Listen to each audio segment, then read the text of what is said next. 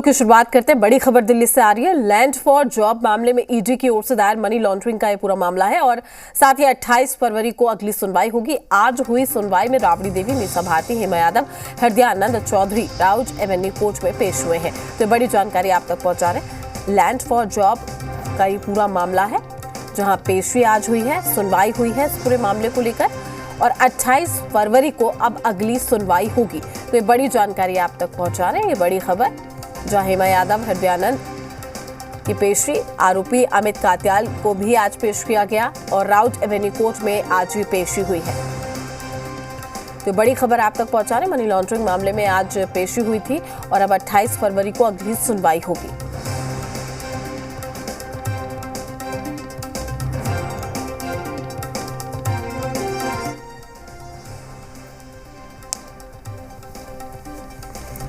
तो बड़ी खबर आप तक पहुंचा रहे हैं। बड़ी जानकारी, बड़ा अपडेट इस पूरे मामले को लेकर। 28 फरवरी को अगली सुनवाई है। लैंड फॉर जॉब मामले में 28 फरवरी को ये सुनवाई होगी। केस से जुड़े मनी लॉन्ड्रिंग मामले में आज जो सुनवाई हुई है उसमें 28 फरवरी की अब तारीख मुकर्रर की गई है। 28 फरवरी को अगली सुनवाई होगी। तो ये बड़ी खबर आप तक पहुंचा रहे हैं। तो आज मीसा भारती, राबड़ी देवी की पेशी हुई। लैंड फॉर जॉब का ये पूरा मामला है। जमीन के बदले नौकरी देने का ये पूरा मामला है और ऐसे में दिल्ली के राउज एवेन्यू कोर्ट में इस पूरे मामले को लेकर सुनवाई हुई है। तमाम जानकारी के साथ दिल्ली से हमारे संवाददाता अरविंद सिंह हमारे साथ लाइव जुड़ चुके हैं। अरविंद, क्या कुछ जानकारी सुनवाई के दौरान क्या कुछ सामने आया है? देखिए, जैसा हम जिक्र भी कर रहे थे प्रीति कि इससे पहले जब पेशी होनी थी कि जब चार्जशीट पर संज्ञान लेते हुए कोर्ट समन करता है आरोपियों को पेश होने के लिए, तो आरोपी कोर्ट के सामने पेश होते हैं और उसके बाद वो कोर्ट से जमानत की गुहार लगाते हैं। और चूंकि इस मामले में कई आरोपी ऐसे हैं जिनकी गिरफ्तारी नहीं हुई है, सिर्फ अमित कात्याल को ही गिरफ्तार किया गया था इस मामले में इससे पहले, लिहाजा कोर्ट जमानत दे भी देती है इस तरह के मामलों में। और यही वजह है कि आज राबड़ी यादव, उनकी दोनों बेटी मीसा और हेमा, इसके अलावा हृदयानंद चौधरी कोर्ट में पेश हुए। अमित कात्याल भी वीडियो कॉन्फ्रेंसिंग से जुड़े और सुनवाई के दौरान कोर्ट को बताया गया कि सिर्फ अमित कात्याल है जिनकी गिरफ्तारी हुई है। इसके बाद आरोपियों ने नियमित जमानत की अर्जी कोर्ट में दाखिल की। नियमित जमानत अर्जी पर कोर्ट ने ईडी को नोटिस जारी किया, लेकिन इसी बीच जब तक ईडी का जवाब आता है और नियमित जमानत अर्जी पर कोर्ट कोई फैसला लेता है, तब तक कोर्ट ने 28 फरवरी तक इन सभी आरोपियों को अंतरिम जमानत दे दी है।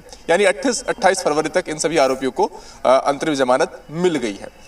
अब 28 फरवरी को अगली सुनवाई होगी। पहले कोर्ट नियमित जमानत याचिका पर सुनवाई करेगा ईडी का जवाब आने के बाद, और उसके बाद आरोप तय करने को लेकर जो जिरह है उसका दौर शुरू होगा। लेकिन आरोप तय करने से पहले कोर्ट इस बात को सुनिश्चित करता है कि जो आरोपी हैं, उनके वकील हैं, उनके पास चार्जशीट और उससे जुड़े हुए दस्तावेज भी मिल जाएं। उसको दस्तावेजों की स्क्रूटनी कहते हैं और सीआरपीसी 207 के तहत वो प्रावधान है। और जब ये सुनिश्चित हो जाता है कि आरोपियों को तमाम वो दस्तावेज मिल गए हैं जिनकी बिना पर उनके वकील आरोप तय करने के दौरान जब जिरह होगी उसके लिए तो खुद को तैयार कर सके, उसके बाद आरोप तय करने को लेकर जिरह होती है और उसके बाद कोर्ट आरोप तय करता है। और जिन धाराओं के तहत आरोप तय होता है उन धाराओं के तहत फिर मुकदमा चलता है और उसके बाद कोर्ट का फैसला आता है। तो आप समझ सकते हैं कि ये पहला पड़ाव है जो क्रिमिनल ट्रायल में जो आज पूरा हुआ है, जब चार्जशीट पर संज्ञान लेने के बाद आरोपियों की कोर्ट में पेशी हुई है। लेकिन इस मामले में अगर हम देखा जाए तो सीबीआई के बाद ये दूसरी मुश्किल है जब ईडी की तरफ से चार्जशीट दाखिल की गई और ईडी ने अपनी चार्जशीट में कहा है कि इस पूरे घोटाले की जो डोर है वो लालू परिवार के हाथ में थी। 2 कंपनियों को आरोपी बनाया गया है और ये कहा गया कि इन दोनों कंपनियों के जरिए इस मामले में मनी लॉन्ड्रिंग की गई। और लालू यादव जब रेल मंत्री थे तो कुछ लोगों को सरकारी नौकरी दी गई और उसके एवज में जो जमीन है वो लालू परिवार के नाम की गई। तो कोर्ट ने जब चार्जशीट पर संज्ञान लिया था, अपने आदेश में इस बात को दर्ज किया था कि आरोप बहुत संजीदा है और आरोप यह है कि सरकारी नौकरी देने के एवज में उनकी जमीन बहुत कम अमाउंट पर अपने पास ट्रांसफर की गई है लालू यादव के परिवार के द्वारा। और जो आरोप लगाए गए हैं वो इस कदर पुख्ता है कि आरोपियों को समन जारी किया जा सकता है और उनको पेशी के लिए हम लोग समन जारी कर रहे हैं। तो कोर्ट ने समन जारी किया था और उसके बाद आज पेशी हुई है। अब अगला पड़ाव होगा आरोप तय करने को लेकर जब जिरह शुरू होगी इस पूरे मामले में। बिल्कुल अरविंद, आपसे एक और सवाल होगा मेरा। जैसे कि आप बता रहे हैं कि जो कानूनी प्रक्रिया होती है और ये फर्स्ट फेज कहा जा सकता है इसका, क्या इस बीच 28 फरवरी से पहले ईडी भी पूछताछ के लिए बुला सकती है? देखिए, पूछताछ तो कर सकती है, लेकिन अगर चार्जशीट दाखिल कर दी गई है तो इसका मतलब यही है कि पूछताछ के बाद कुछ चीजें जुटाई हैं चार्जशीट में दाखिल करने के लिए, और उन्हीं के बिना पर जांच एजेंसी ने अपना केस तैयार किया है।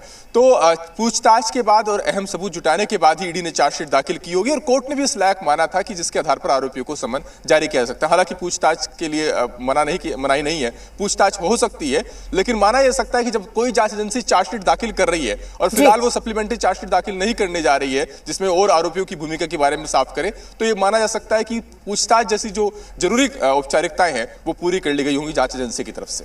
अरविंद, आपका बहुत शुक्रिया तमाम जानकारी साझा करने के लिए। अपडेट हम आपसे लेते रहेंगे। तो आरोपी अमित कात्याल की भी पेशी हुई है, हालांकि अगली जो तारीख है 28 फरवरी, तो 28 फरवरी को सुनवाई होगी एक बार फिर से इस पूरे केस को लेकर।